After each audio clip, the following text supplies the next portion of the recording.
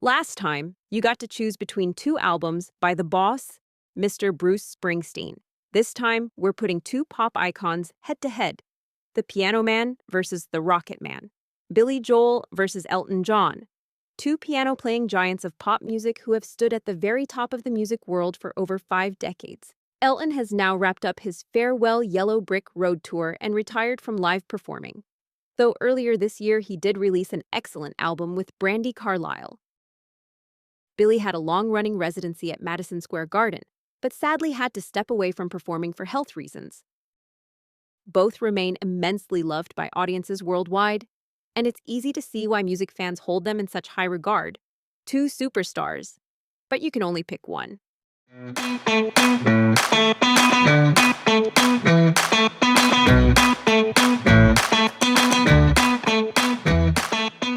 Hello, and welcome to a new episode of We're Only in It for the Music, a brand new YouTube series that takes you on a musical journey through videos about pop, rock, jazz, blues, soul, and funk.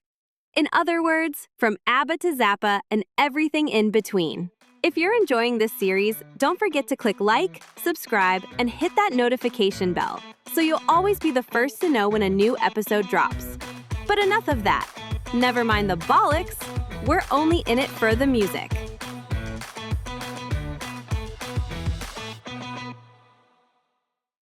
When you have two artists who, despite their differences, are also so closely connected, it's not exactly easy to pick one. After all, you wouldn't ask a parent to choose their favorite child. Of course, some people will have a strong personal preference, because taste is, and always will be, subjective. But for those of you who, like me, genuinely find it hard to decide who you'd pick, I'm here to help. I'll be breaking down a number of essential aspects of both singers, carefully examining and evaluating each one. After all the rounds, we'll end up with a final score, and that score will determine who I ultimately choose. That choice will, of course, be personal.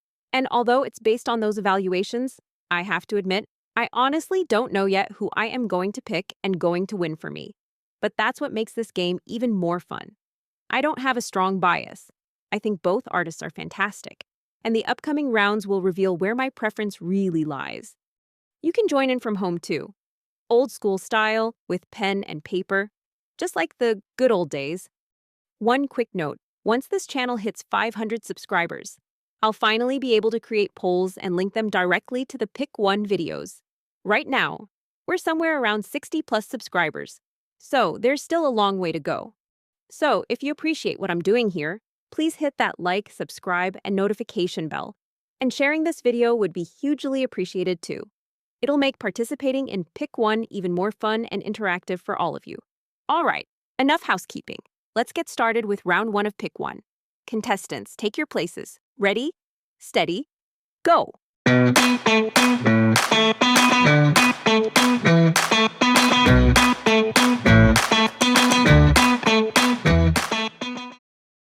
Round one, stage personality and visual identity. When you think of piano-playing superstars, two names come to mind almost instantly: Billy Joel and Elton John. Dig a little deeper, and you might end up with Carole King, Alicia Keys, Randy Newman, or Bruce Hornsby. But Billy and Elton have both proven to be such unstoppable hit machines that they're obvious contenders for the Pick One series. It's fascinating to highlight not just their similarities, but also the ways in which these two legends differ. Billy was born William Martin Joel in 1949 in the Bronx, but raised in Hicksville, Long Island, is a true New Yorker through and through. Elton, on the other hand, is 2 years older, born Reginald Kenneth Dwight in Pinner, Middlesex. Technically, we should address Reggie as Sir Elton John, since he was officially knighted in 1998. Both had somewhat shaky musical beginnings, ones that, in hindsight, are pretty amusing. Billy played with John Small in a hard rock band called Attila, which disbanded after just one album, a sound and image you'd never associate with Billy Joel today. Elton, meanwhile, recorded cover versions of hit songs for low-budget compilation albums, sold to people who couldn't afford the original recordings. Listening to them now, it's like hearing an entire LP of Elton John singing 60s and 70s hits. Fun to hear, but light years away from his creative peak. Because both men are not only singers but also pianists, Each found their own way to captivate and entertain an audience from behind the keys. After all, it's hard to pull off big rock moves when you're seated at a grand piano. Billy developed a no-nonsense, blue-collar style. Ray-Ban shades, a leather jacket, and in his early years, often white sneakers.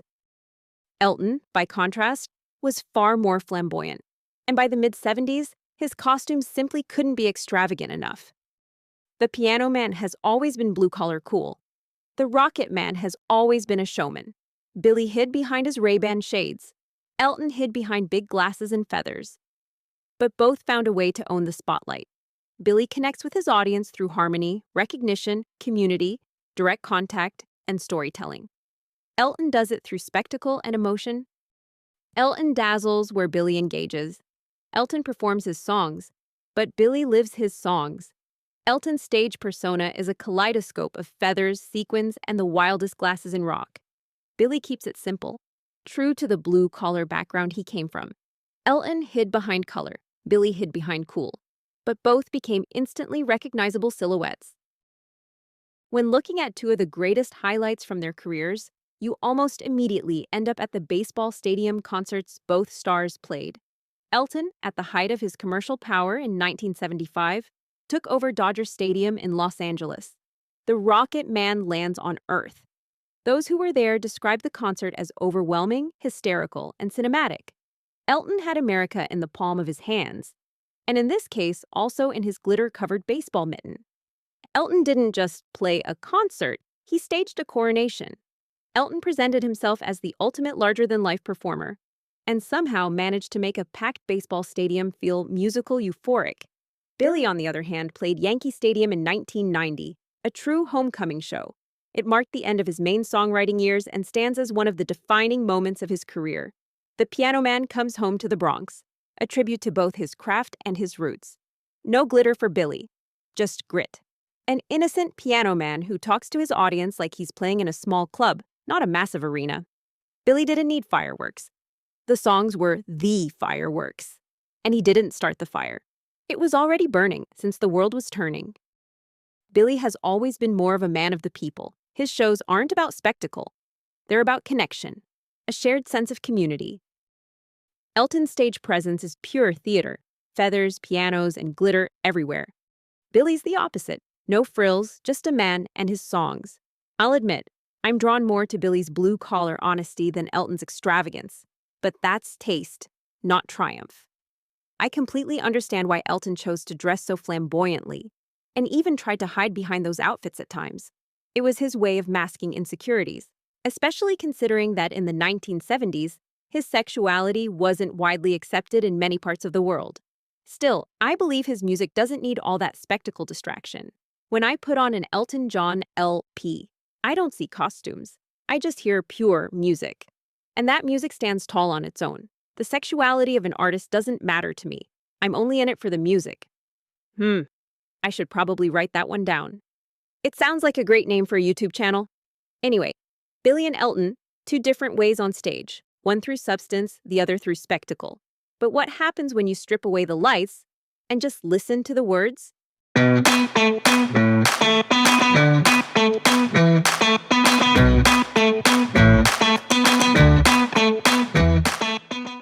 Round 2. Lyrics and storytelling. Billy Joel writes all his own lyrics, so bonus points for Bill. His words are direct, urban, and deeply human. Billy writes the way he talks, and that's exactly what makes his lyrics so powerful. Simple, honest, and free of unnecessary metaphors or poetic decoration. Elton John, on the other hand, doesn't write his own lyrics. That job belongs to Bernie Taupin. So, if you want to judge Elton as a songwriter, you really have to see him as part of a songwriting duo. Taupin wrote the words, and John wrote the music. Of course, throughout Elton's long career, he's also worked with other lyricists. But for this episode, I'll focus strictly on the Taupin/John partnership. As a creative duo, they belong to an illustrious club, right up there with Lennon and McCartney, Jagger and Richards, and other great songwriting pairs in pop history. Even though Elton doesn't write his own lyrics, the quality of the words never suffers for it. Taupin's lyrics are poetic, narrative, and sometimes abstract, and in the early days of their partnership, he drew heavily from American imagery and culture. It's fascinating that an artist as quintessentially British as Elton sounded so distinctly American in his early work. Billy, meanwhile, often writes about the lives of ordinary people, songs about moments and emotions we all recognize. Topin's lyrics, by contrast, are often inspired by books and films. It's a great contrast. Billy's Scenes from an Italian Restaurant, a cinematic, down-to-earth story about real people, versus Elton's Goodbye, Yellow Brick Road, which clearly draws from The Wizard of Oz. And that's probably why you always believe Elton when he sings Bernie's words. These lyrics may not always be personal, but they still manage to move you.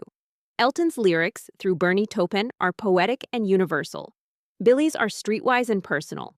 I admire the poetry, but I feel the humanity. No winner here, just two ways of telling the truth. Now, words paint the picture, but how they're delivered makes us believe it. So, let's talk voice and musicianship.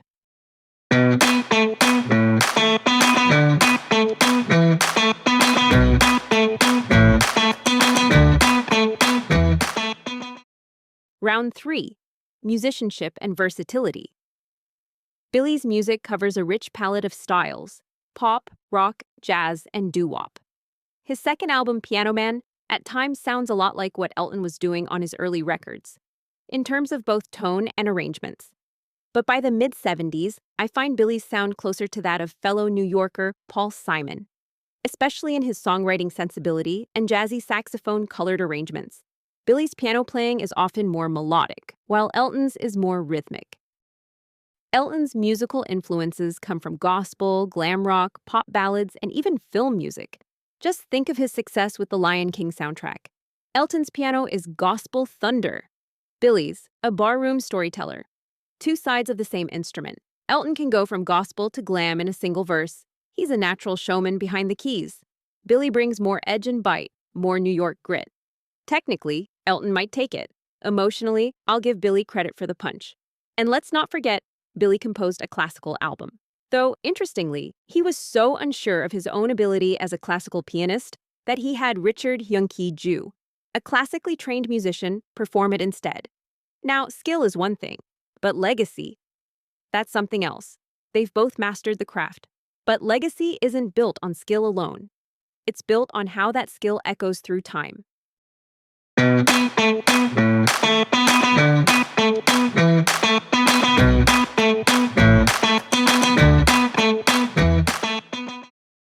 Round 4. Legacy and endurance. After releasing River of Dreams in 1993, Billy Joel decided that, as a songwriter, he had said everything he wanted to say. He made the conscious choice to stop writing, recording, and releasing new material. To this day, apart from his classical excursion, River of Dreams remains Billy Joel's last studio album of original songs. Many fans still regret that decision. They would love nothing more than to hear new music from him. Critics, on the other hand, might accuse him of relying too heavily on past successes, since he continues to perform his classic hits live. But personally, I see it as a creative decision that commands respect. Billy chose integrity over quantity. In 1993, he was at a point in his career where he could have easily kept releasing albums for years, touring the world, promoting new material, selling out stadiums. And even if those albums hadn't matched the quality of his earlier work, his audiences probably wouldn't have cared. They come for the hits and the classics. By stopping so decisively, and perhaps wisely, he ensured that his catalog remained quite compact but of consistently high quality. There's nothing worse than watching your favorite artists dilute their own legacy with a string of mediocre albums. Elton John, on the other hand, never stopped. He kept recording and releasing new music. Though since the late 70s, the quality has often fluctuated. Some of his 80s and 90s output was just plain awful. Fortunately, Elton experienced a creative renaissance around the turn of the millennium, adding some truly remarkable albums to his already impressive body of work. Elton also has this ongoing need to reinvent himself, to give his music a fresh, contemporary edge. Sometimes it works beautifully. Other times, it can feel like he's chasing trends rather than setting them. That said, it has paid off, because Elton remains hugely popular among younger audiences. And through collaborations with modern artists like Dua Lipa, a whole new generation has discovered and learned to appreciate his music and perhaps his back catalog too.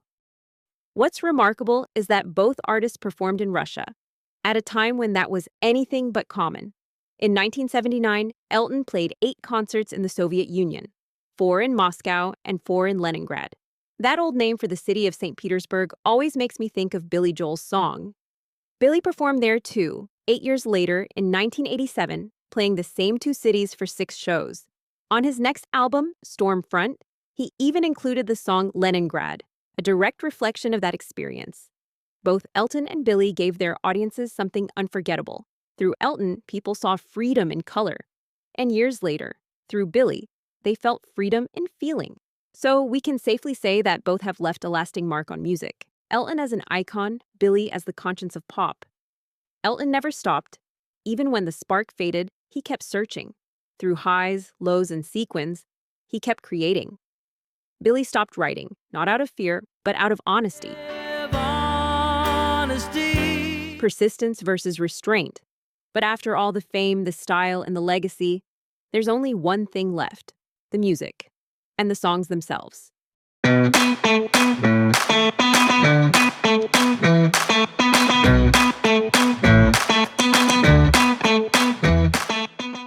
Round 5. Musical output. Now that we've looked at both men from different angles, it's time to focus on what this is all really about. After all, we're only in it for the music, so purely on a musical level. Who would you pick if you could only pick one? Of course, Billy's discography is much smaller than Elton's, but for this comparison, I've focused only on their very best albums, 9 from Billy and 13 from Elton. I've listened to them all, rated them individually, and divided the total score by the number of albums. That way, we can determine a fair and balanced final average that leads us to my ultimate choice. So, will it be Billy or Elton? Let's find out. The 9 albums by Billy Joel come to an average score of 7.5. The 13 albums by Elton John come to an average score of 7.6, just a tenth apart. Neck and neck. 2 legends separated only by a heartbeat in sound. But numbers can't measure connection. They can't measure how a song hits you, or why one melody stays with you longer than another. So if I really had to pick one, I'd go with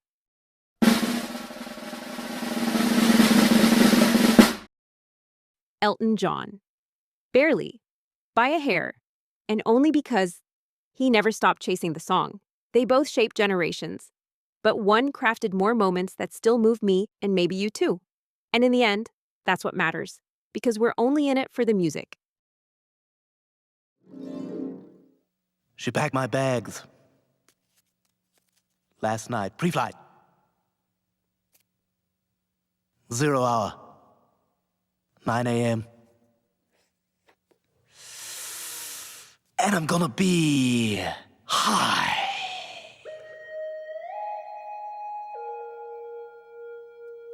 As a kite by then.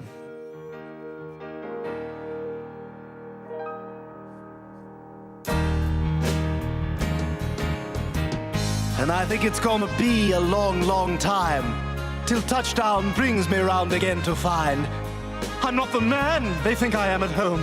Oh no, no, no! I'm a rocket man! Rocket man! Burning out his fuse out here, alone! And that wraps up episode 2 of Pick One. That was Billy Joel and Elton John. If you had to pick one, who would it be? Billy or Elton? Let me know in the comments below. I'd love to hear your choice. You can listen to all the music featured on this channel through the official Spotify playlist. And check out the Facebook and Instagram pages for all the latest updates. Because I will follow you. If you follow me, you'll find all the links down below in the description. And don't forget to like, subscribe, and hit that notification bell so you never miss an episode. Thank you so much for watching. See you next time. And in the meantime, drop the needle, press play, and remember, we're only in it for the music.